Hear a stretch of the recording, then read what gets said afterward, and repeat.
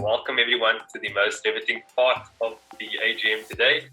You've guessed it, it is the financial overview.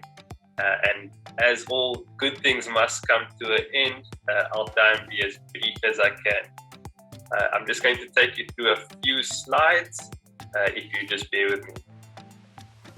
The financial overview slide, just where we want to say a huge thank you to all our contributions received over the year from inception. 126 million received to date from 67 funders, up from 55 funders last year.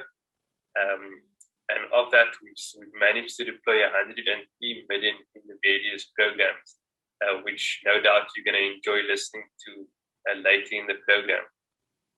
We want to say a special thank you to PwC for their contribution and support to us for their services in our financial statements audit. We have received an unqualified audit opinion in our financial year, and we have reappointed PwC as the auditors for the financial 2021 year end. Moving on to our broad-based ownership scheme requirements, all our programs do qualify as consumer financial education and social economic development as per prior year. Something really exciting that we are proud to mention this year is that our programs reached a disadvantaged group of 98% Black beneficiaries, of which more than 59% were Black women. Something we are really proud and hope to see continuing in the future. 25% of our foundation trustees are Black females, and 25% of our funds allocated were at the rural areas. Again, we want to say thank you to Accurate who do our audit, our verification for us, and we have reappointed them for the financial 2021 year.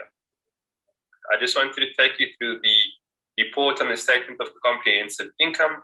I have shown this spread over the last 3 years, but just to mention that our financial year end is February, and we've just reported until December for this AGM.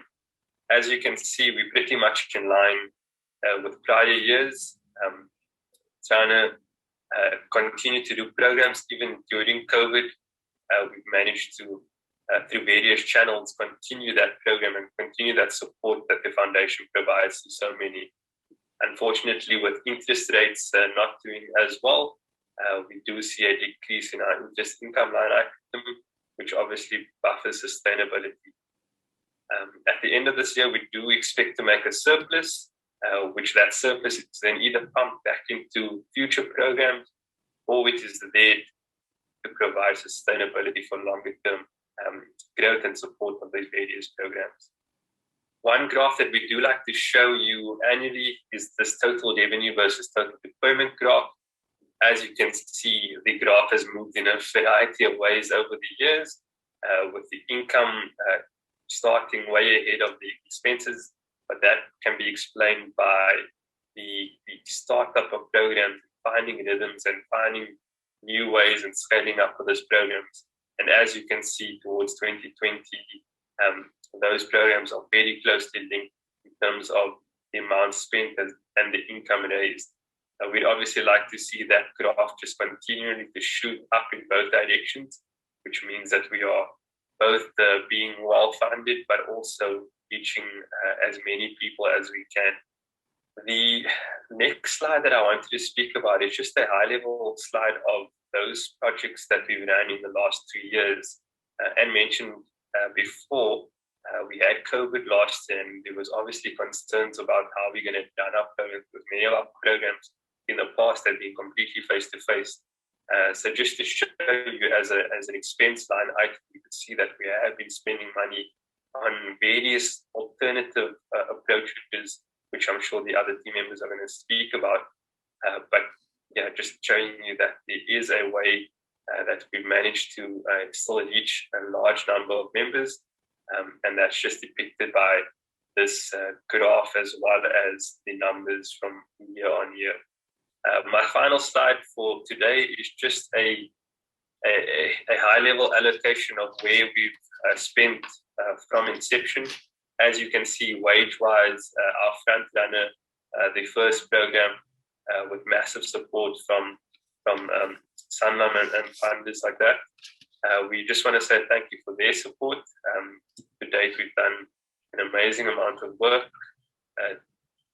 in that program, followed by Flame, which is also impacting micro enterprises, and the team there really working hard to do well in that space and affect the change in those small businesses. And then the other programs also finding some really good traction, helped us reaching many students across the country, as well as the retirement fund trustee education, which is becoming more and more important as people are trying to understand why savings is important and how these trusts should be run and hold the right people to account. Before I hand over to Darren, I think we just want to hear from one more participant on the retirement fund trustee education side.